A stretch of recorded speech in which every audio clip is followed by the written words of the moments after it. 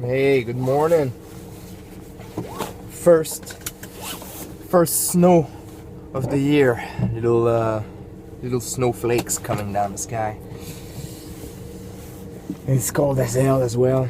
Alright, so this is a video response to Philip Posey about encounters based on XP and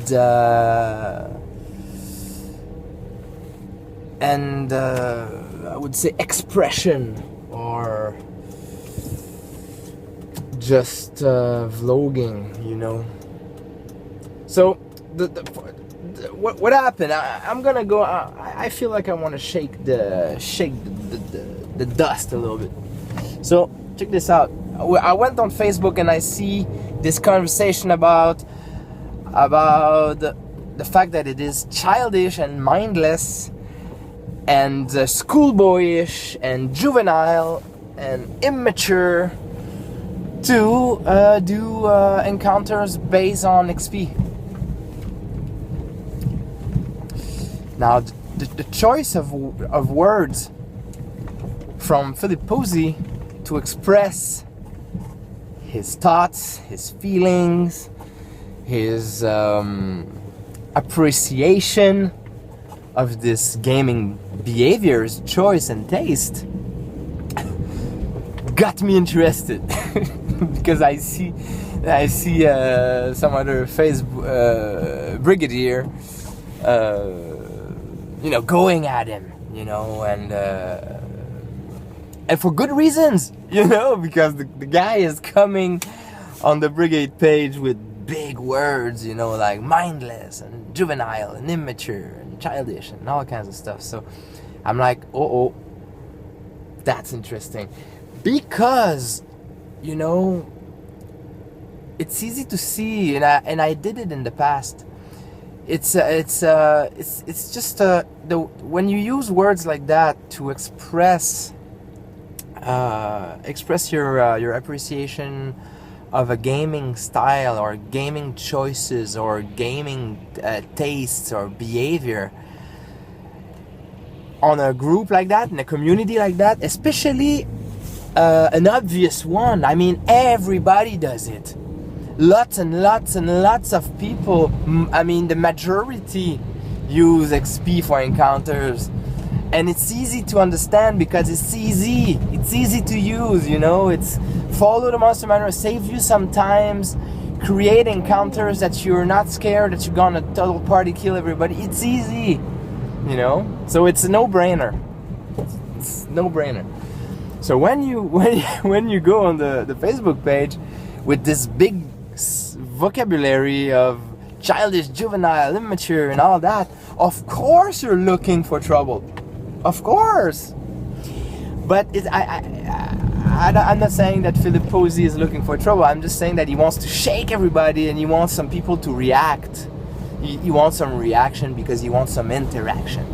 And I know that. I've been there and I've been doing it myself, and I do it still, So I got a conversation, I saw that, and I challenged him. I challenge you, Philip Posey, for a video. If you want to talk shit, talk on video, and he did. I woke up this morning and with this great video. It's a really great video. The reason why it's a great video, because when you vlog, it's always clearer what you're trying to say. If you look at the thread on the Facebook page, it doesn't say nothing. All it is people going at each other saying that you shouldn't use that kind of word, you shouldn't say it, this and that. A video, it's boom, in your face. It's clear enough. You show some work, you put in some work to set up the camera and start to talk and express yourself. So there's more respect. For me, I have more respect for a video than just comment on Facebook, that's for sure. I will always have. Just because you have the guts and you have you put the time and the effort to express your idea. So I see the video and now I understand what he was trying to say. I could see it a little bit. I could read between the line on the Facebook thread. But I really like the fact that he answered the challenge. I really like the fact that he, you know, he didn't scare away behind the keyboard. So big up for you, Philippe Posey, for that. Now, on the topic, 5 minutes in, no topic. All right, on the topic, I would say me, man, you know, I base my shit on conflict. I don't base my interactions on encounters. So grow up, man. Grow up, Philippe Posey. Stop looking at encounters and start looking at conflict. I'm just kidding. I'm joking, but it's true. It's true. I don't base my gaming, my stories and my prep on encounters anymore. I used to, but I don't anymore. I base it on conflict. So I'm coming back on this topic of task resolution versus conflict resolution I had recently. And when you start to take away that habit of, you know, say, okay, I could have an encounter here just to create some action. You when you stop having, when you get away from that behavior as a GM, what happens is that you stop creating randomness and stuff that are futile. You get away from encounters that are meaningless, and you start shaping and give your sessions structures that are inherent to the narration and inherent to the story and inherent to the characters, because they are based on meaningful conflict that are easy to structure and based on the characters, the party members. When you look for an encounter, I mean, a leash or a jelly square cube or a skeleton fighter has nothing to do with your dwarven alcoholic and your environmentalist elf and your bitter human. You know, it has nothing to do with your character. A skeleton fighter is just a skeleton fighter in the deep of the dungeon. You know, it's just same for any kind of monster. Open the monster manual, it's just a bunch of monster. You know, so it's not meaningful. It's just adversity. There's nothing wrong with a random fight from time to time, because sometimes meaningful stuff can come out of it.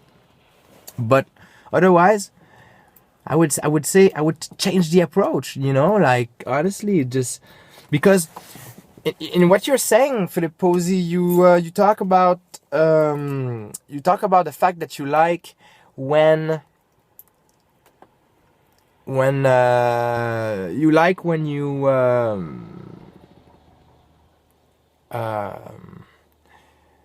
people start a role play in the fight. You know, when people start to...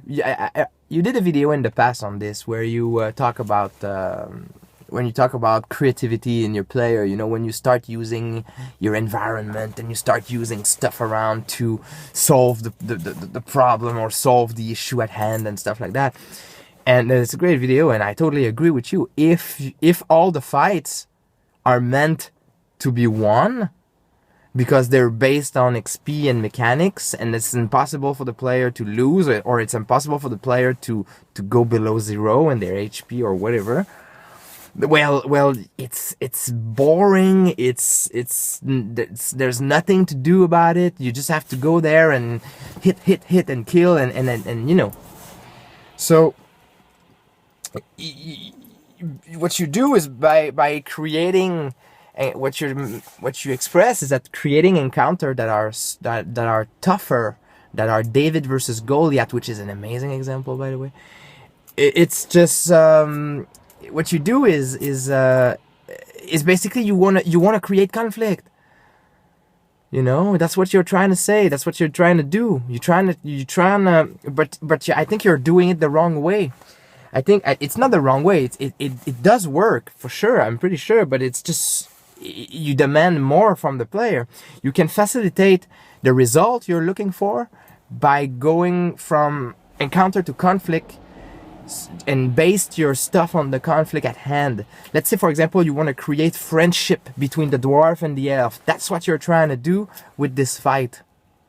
And you pick and select a particular creature that the elves doesn't like and the dwarf doesn't like, and that the dwarf has a skill for it, and the elf is the only one that can touch it with his sword, and now they're gonna have to teamwork. And now you're asking your player to understand that in the fight, in the moment, trying to, you know, see that they might gonna become friends if they start. No. It's just, if you want them to become friend, create your conflict about that, and present it like that, instead of just throwing and counter. I don't know. It's that's the way I understood it. You want meaningful scenes that the player are gonna have to work and role play and think and do meaningful stuff about it. And sometimes the meaningful stuff is gonna be running, you know, because it happens in life, like you said in the beginning of your video. So yeah, man, it's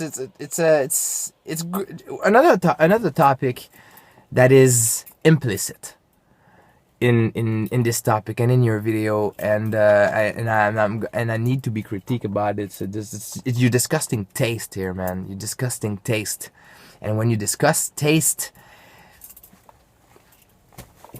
it's not worth it to become, you know, all emotional and keep using pejorative words, you know, because some people are gonna get emotional, and it's just you're just gonna antagonize people, you know, saying that it's boyish and childish and juvenile. You know, it is maybe for you, but some people have been playing like that for 30 years, you know, so it's just disgusting taste here. So I would say that sticking to the ideas would be maybe a good idea. So, but otherwise it's really entertaining because I see the passion in your eyes and the passion in your voice, and I see and I like that, you know. I like to see that.